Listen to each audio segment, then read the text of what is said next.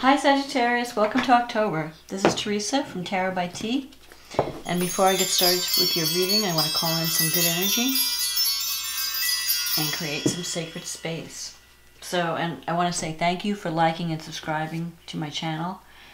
Thank you for those who have taken the time to leave some feedback. I love reading all the comments. And it makes me happy to know that the readings are helping people. And for those who have ordered readings, thank you, thank you, thank you. I appreciate your support. Thank you for choosing me. And for anyone new watching, welcome. And I hope you enjoy the video. Okay, so we have a new moon in Libra on October 8th into the 9th. It's going to be late at night into early morning. And then we have a full moon in Taurus on the 24th. So we'll get into that later. For now, let's see what the cards say. What does Sagittarius need to know about love and relationship for the month of October? What does Sag need to know about love and relationships for the month of October? The new moon in Libra is favorable to Sag.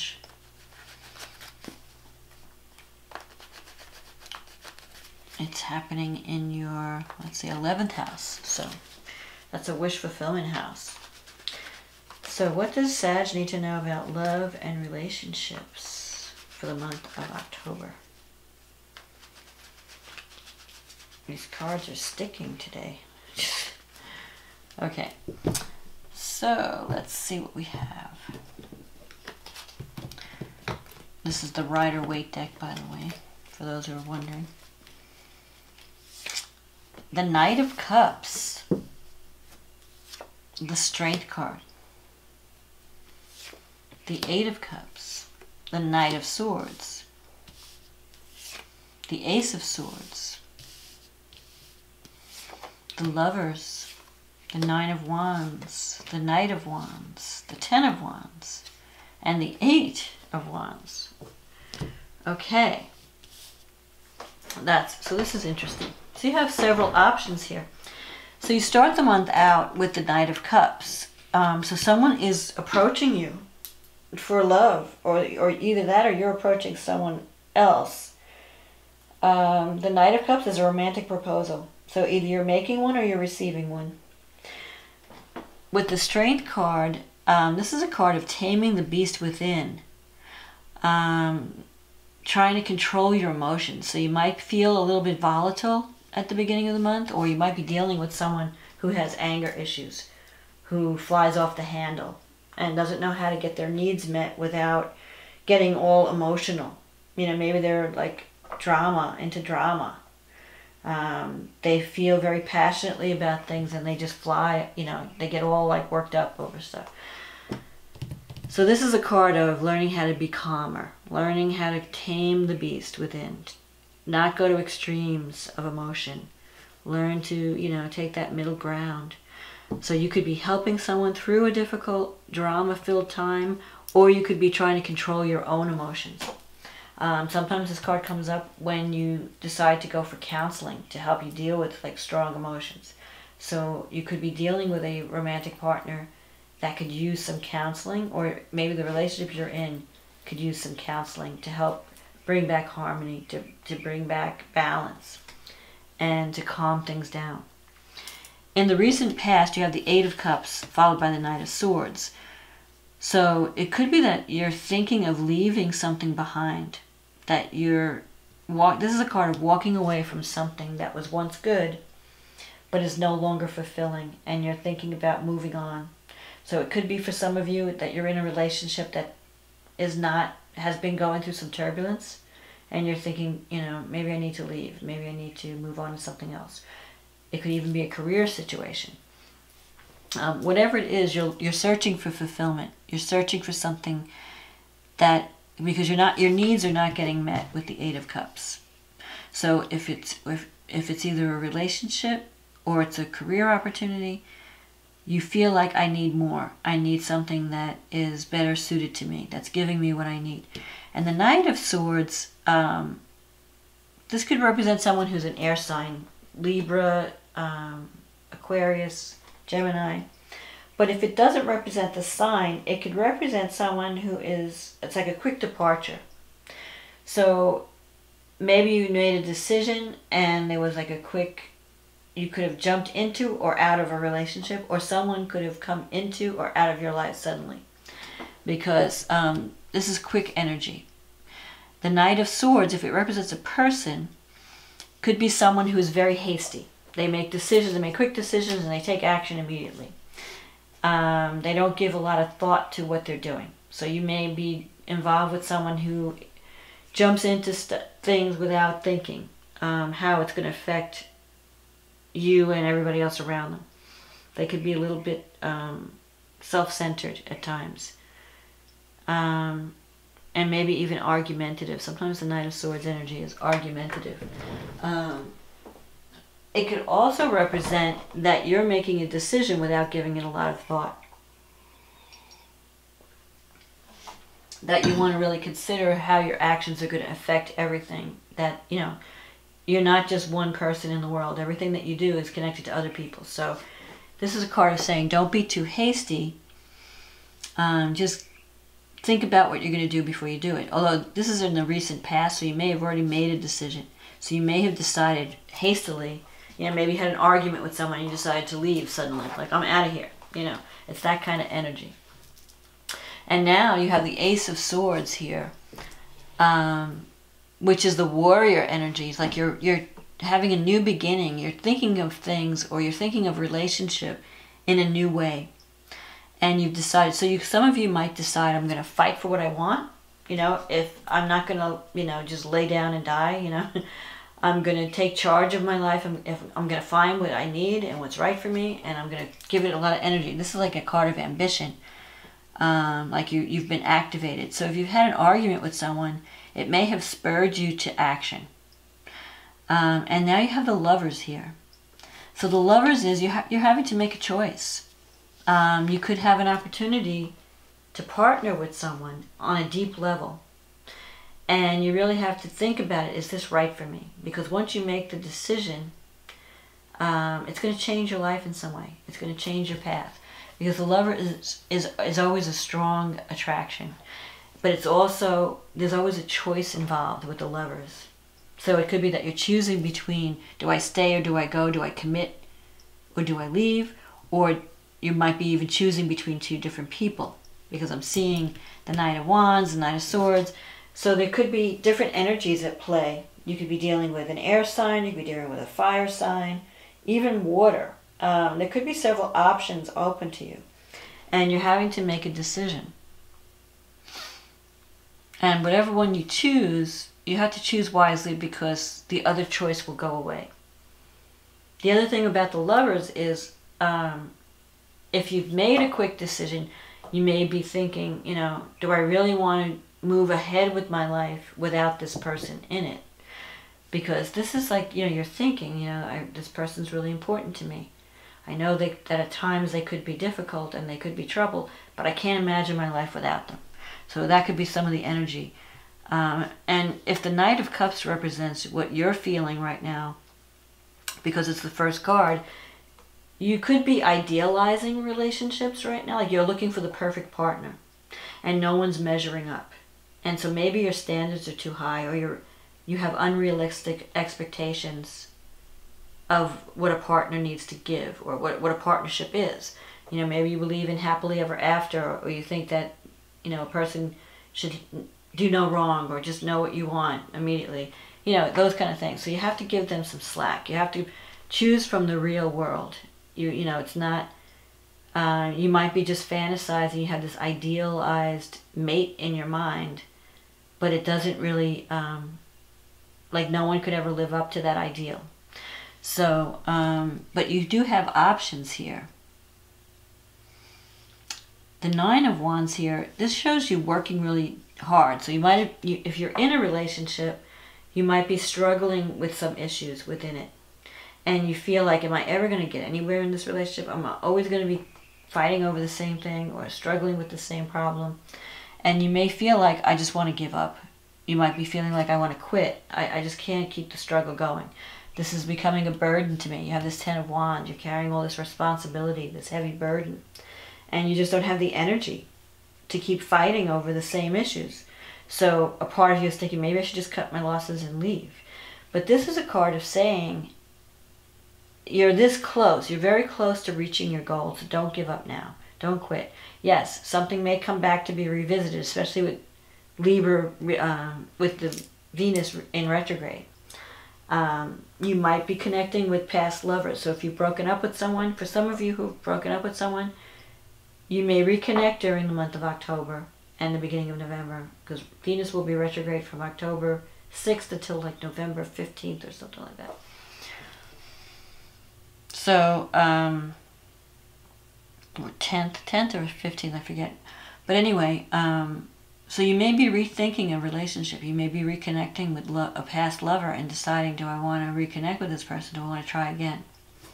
So this is a relationship that you thought was completely done, over. You'll never see that person again. All of a sudden now they pop up. In your environment, you have this Knight of Wands energy. So this could mean a change of residence or a change of job. Maybe you're moving to a new location, or your job is moving, or the work that you do is changing in some way. It could also represent someone coming into your life who's kind of adventurous and maybe a little irresponsible.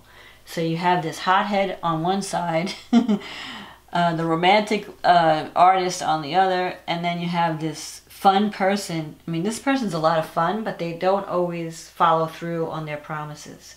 So they could be fun when you have them, but then they're gone. You know, they're the traveler, the journeyer. But this could also be you wanting more adventure in your life. You know, you're wanting some change. You want to shake things up. Because I'm feeling like there's like restless energy. And you want to put down the burden. This is like the Ten of Wands. I've been working so hard. I'm carrying this heavy burden. You know, I just want to have some fun. So you're looking for adventure in October. Some of you might be looking for adventure or looking to connect with new people. But there's definitely a strong partnership. And then you have this Eight of Wands. This is the card of the arrows of love, journey by air, messages coming in. Like, so you might be hearing from you might hear from someone unexpectedly. Or you might, if you're not in a relationship, you might meet someone through travel or through your work, and all of a sudden the sparks fly. And things start to happen really quickly. And it could be a significant partnership with the lovers here. So for those of you who are in a partnership, you could be reevaluating, do I want to stay, do I want to go? For those of you who have ended a relationship, maybe that person might be coming back for round 3 or round 2 or whatever during the retrograde period, and you may decide, how important is this person? Do I want to reconnect? Do we want to start over? And if you're not seeing anyone at all, there could be some unexpected, you know, love at first sight kind of experience. You might, you know, just meet someone while you're traveling, meet someone while you're working, or, you know, because the Eight of Wands can mean a journey by air, but it also means, you know, opportunities opening up to you, like career opportunities, job opportunities, romantic opportunities are opening up. And so you're going to have several options in October, several different paths that you could go on. Choose wisely. So let's see what the astrology has to say. So you have the new moon in the 11th house. Saturn's in your second house, so you might be seriously considering, you know, your money, your financial situation. Maybe money's been tight, you're paying a lot of bills. But you're also taking responsibility for your money and your finances and what makes you feel secure. You're wanting to put down roots. You're wanting to have something stable. So you might be looking for a relationship that brings financial security or just a feeling of self-worth. The new moon in the 11th house, you have a new beginning. Maybe you're joining a new group, or you're connecting with a new group of people that can help you fulfill a dream, that are bringing a vision to completion. So you might be making new friends in the month of October, or joining new groups, powerful groups too. You have Uranus is in your 6th house, and it's actually going to go back into your 5th house.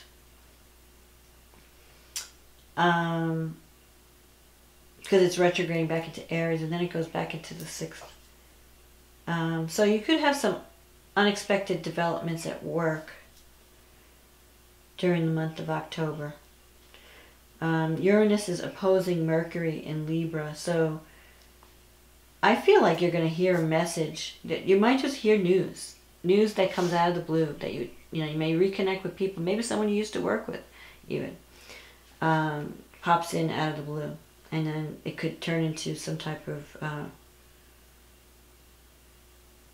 either a friendship turns into love, or the two of you work together to fulfill a dream or a goal or a vision.